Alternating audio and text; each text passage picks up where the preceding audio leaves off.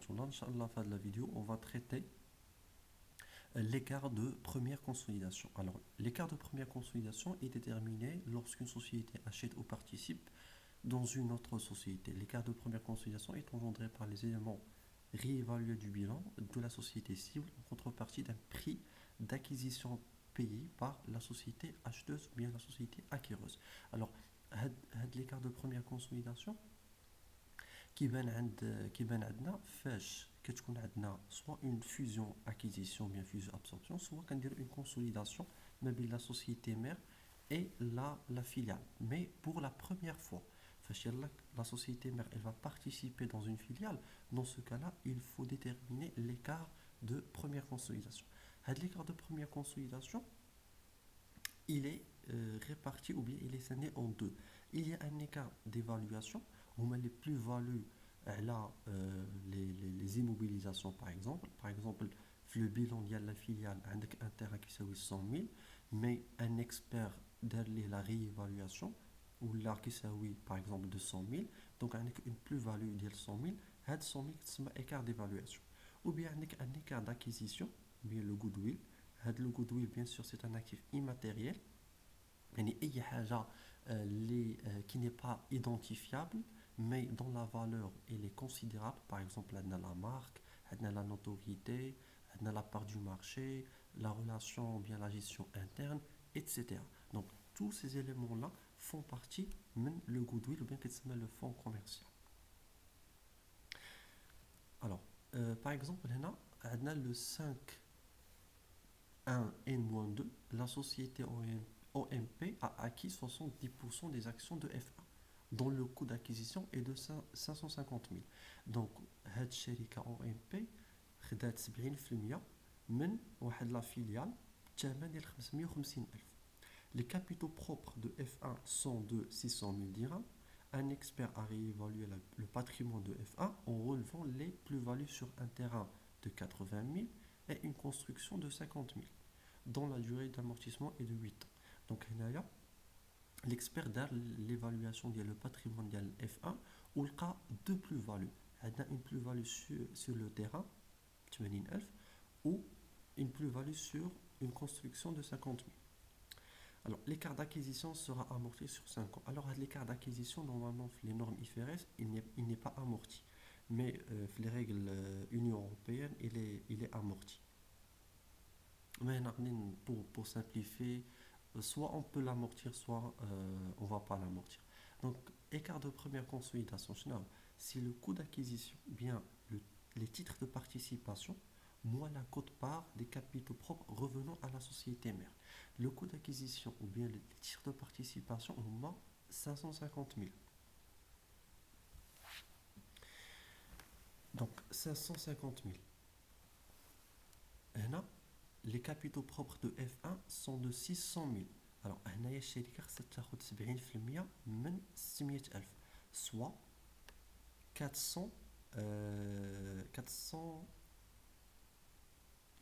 420 000. Voilà. Donc 420 000. Donc 550 000 moins 420 000, ça fait 130 000. Donc 430 000, هو l'écart de première consolidation. Donc, 130 000, bien sûr, il est réparti en écart d'évaluation et en écart d'acquisition. L'écart d'évaluation, c'est tout simplement les plus-values constatées par la société mère. Donc, on a une plus-value sur un terrain et une plus-value sur la construction. Donc, 80 000 plus 50 000 fois la part de la société mère, 70%, 91 000. Donc, un écart d'évaluation de 91 000. Ou l'écart d'acquisition, c'est quoi? L'écart d'acquisition, c'est tout simplement c'est l'écart de première consolidation moins 91 000 moins l'écart d'évaluation, ça vous donne 39 000. Ou bien, je peux le calculer de manière différente. Il y a 550 000, c'est le prix d'acquisition, moins 600 000, les capitaux propres qui ne contiennent pas les plus-values constatées, et je vais les rajouter, plus 50 000 plus 80 000, je multiplie par la part détenue par la société mère 70%, et ça fait 39 000, le même résultat. Alors pour les écritures comptables, tout simplement, on a un terrain et une construction. Ce sont des éléments d'actifs qui doivent être débités. En contrepartie, je dois diminuer mes titres de participation, ok, pour revenir à la situation initiale et normale, pour constater juste les réserves qui doivent revenir à la société mère.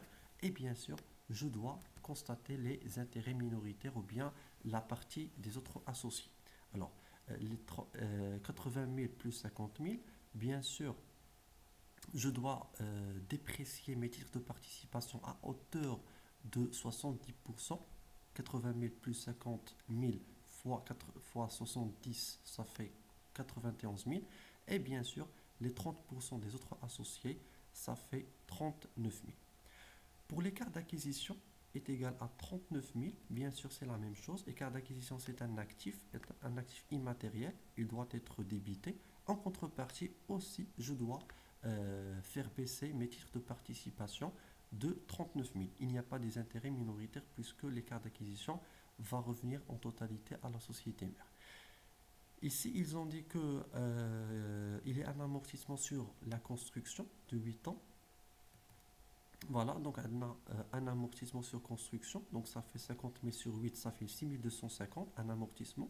Le résultat, bien sûr, moi, je ne vais pas je vais pas subir la totalité de la baisse ou bien de la perte revenant à la société mère, puisque il y a des intérêts minoritaires à hauteur de 30%.